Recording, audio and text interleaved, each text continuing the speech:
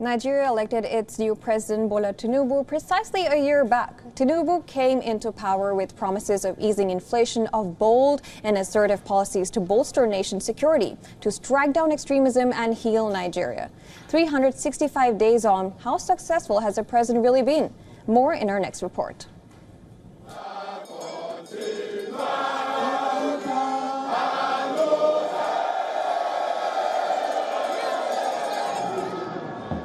Almost exactly a year back, on the 29th of May 2023, Nigeria scripted a new chapter. Bola Tinubu took oath as the new president of Africa's most populous nation. As he was sworn in, Tinubu made this statement that resonated with the masses. No provision is there for fuel subsidy.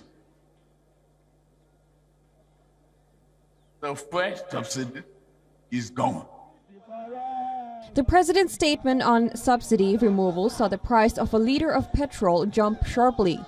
Prices rose to 500 naira a liter, from 184 naira before speech. Nigerians are yet to recover from the consequences of the statement, which has seen over 40% rise in food inflation. Core inflation is currently at 33.69%, triggered mainly by energy prices. So in assessing the one-year administration of President Bola Ahmed Tinubu, I would say it's a mixed bag.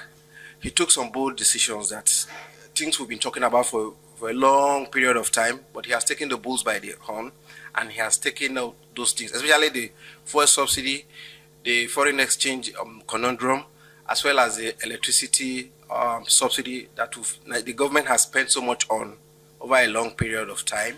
And it's been a mixed bag because the effect of the reforms are biting on the average Nigerian, and there is a need for a review.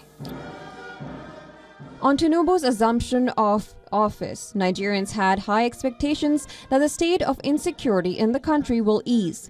But in Plateau, Benue, and other parts of the country, there's no let-up in the killings.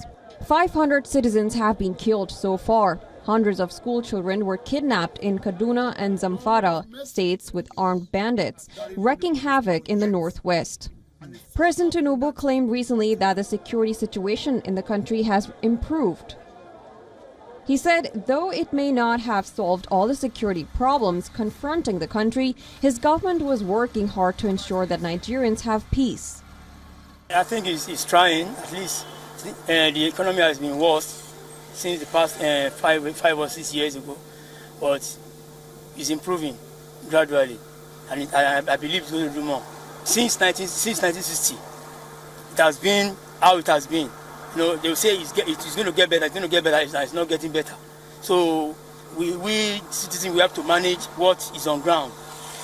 But personally, I think he's trying, at least he's trying his own best to make life easy. The president has, however, played an active role in handling regional matters. With Nigeria as the chair of the Economic Community of West African States, the body has mediated in several governance conflicts in some member states, including Niger, where democratic elected government of Mohamed Bazoum was removed in a military coup. ECOWAS has been consistent in engaging the military regime in Niger to come to the table to discuss the return of the West African nation to democracy.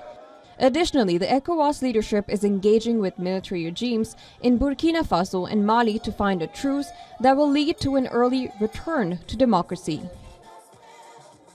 It has indeed been a bumpy ride in the last 1 year of the President Tinubu's administration, from taking hard stance decisions on removal of fuel subsidy to major tax reforms, floating of the naira, embarking on daring infrastructural projects, and the push towards energy transition and more. The overall impact on the Nigerian citizenry has been the center of discussion. Critics and supporters alike have differed on the administration's scorecard, as Nigerians in general await anxiously to reap the true dividends of the renewed hope promised them a year ago. From Lagos, Nigeria, Louisa Olani, WION, World is One.